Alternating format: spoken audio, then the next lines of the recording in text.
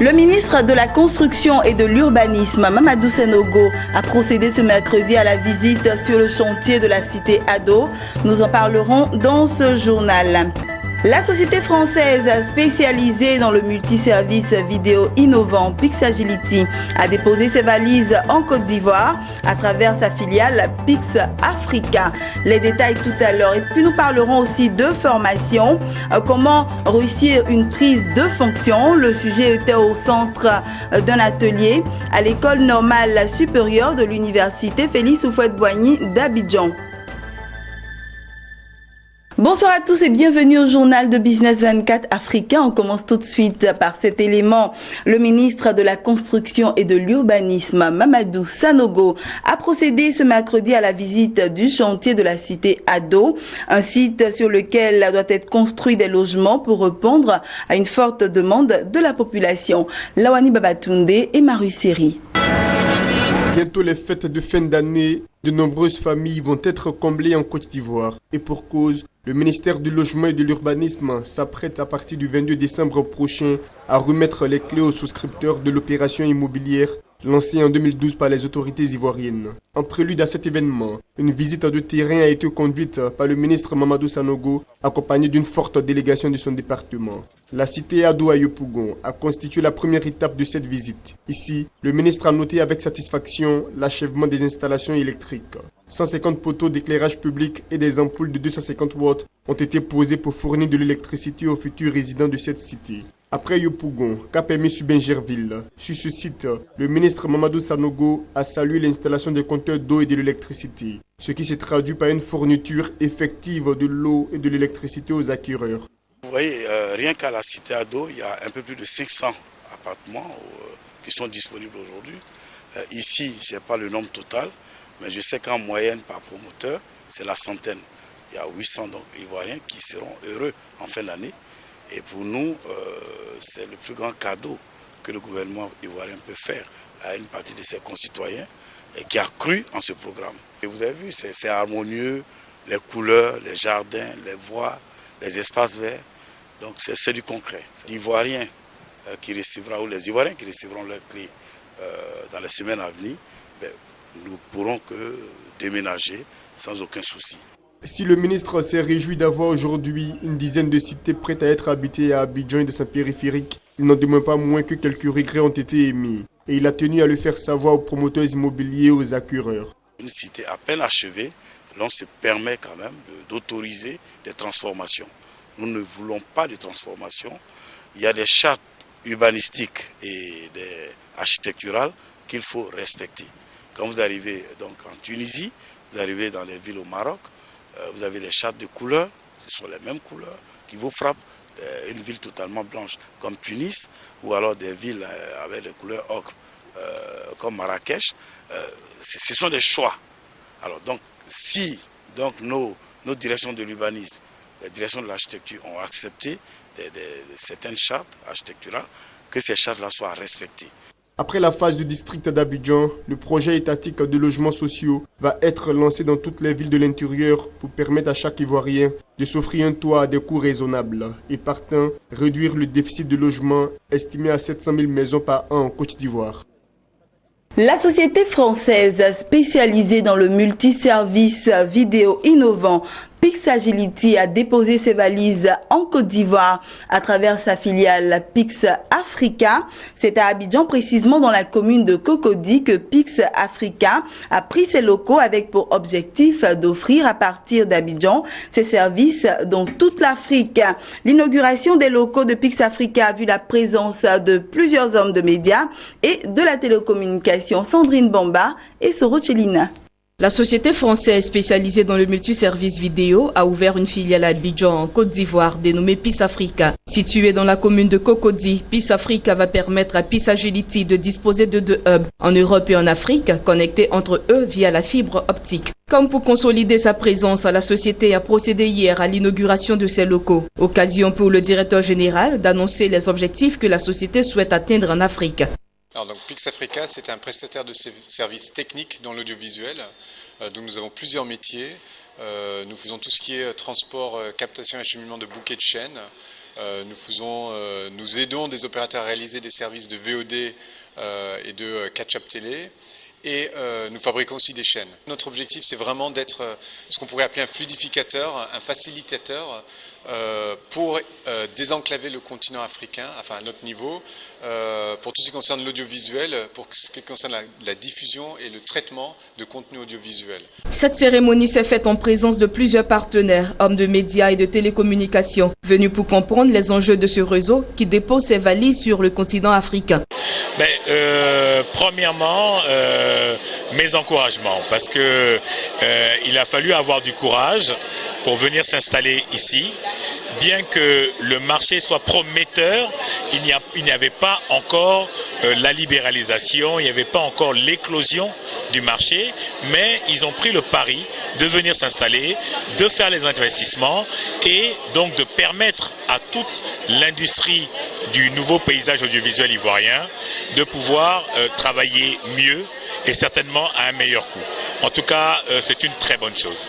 Il fallait qu'un opérateur de VOD, un opérateur de service d'audiovisuel digital trouve un lieu, un environnement sûr pour loger ses équipes, loger aussi ses équipements et lancer très rapidement ses activités. Nous leur offrons des services d'hébergement. Ils hébergent l'infrastructure chez nous, on offre la sécurité aussi et d'autres services. Dotée des dernières innovations technologiques, la plateforme multiservice Vidéo Pix Africa entend devenir la référence en Afrique dans la télécommunication. Elle constitue le premier hub audiovisuel africain en lien direct avec l'Europe. Voilà, parlons de formation à présent. Comment réussir sa prise de fonction? Le sujet était au centre d'une conférence organisée ce mercredi à l'École normale supérieure de l'Université Félix Houphouët-Boigny d'Abidjan. La 51e promotion des étudiants de la filière éducateur en fin de formation a été édifiée sur les mécanismes de fonctionnement des organisations, le diagnostic organisationnel et les outils de management afin de réussir dans leur prochaine prise de fonction. Et c'est le compte-rendu de Mondésir Nascimento Odifini et de Sorochelina.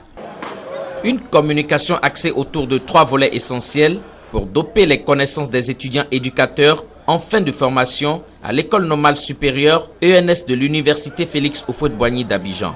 Réussir une prise de fonction nécessite, à part les connaissances académiques, des connaissances managériales, notamment la maîtrise des mécanismes de fonctionnement des organisations, l'état des lieux de la structure d'accueil et des outils managériaux tels que le leadership. Ils sont formateurs, ils sont appelés à assumer des responsabilités au sein des établissements scolaires, mais ils ont besoin de se préparer à aller sur le terrain pour assumer ces responsabilités. Et donc j'ai tenu à les féliciter pour leur dire que c'est ce que nous souhaitons pour notre administration, des agents bien qualifiés, des agents motivés, des agents soucieux de leur niveau de compétence pour que notre pays puisse aller de l'avant. Pour les étudiants, l'horizon se précise avec ce rendez-vous de partage d'expérience. Vraiment, cette communication vient à point nommé parce que sur ce point, nous partons d'ici janvier en stage et vraiment, ça a été une conférence très importante pour nous, innovants dans le domaine de l'éducation. C'est pas évident pour réussir notre prise de fonction. Et vraiment, cette conférence vient à point nommé. Cette conférence, je veux dire qu'elle est la bienvenue parce qu'elle nous a permis d'acquérir les rudiments nécessaires afin de mieux nous intégrer au sein du service dans lequel nous serons affectés.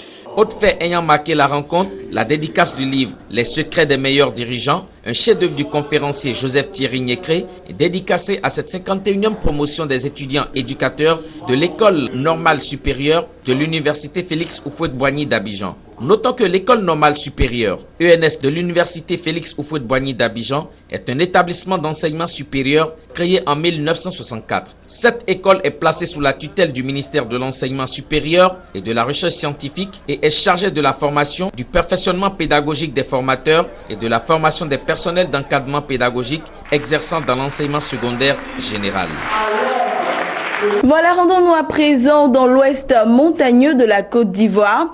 L'autonomisation des femmes et la lutte contre l'insécurité alimentaire est bien perçue à Gboné, dans le département de Biankouma. Pour preuve, les femmes de cette localité se sont organisées en vue de lutter contre l'insécurité alimentaire à travers la création d'une société coopérative de 40 groupements. Les temps forts de la mise en place de l'association agricole avec Théodore Kanga et Sandrine Bamba.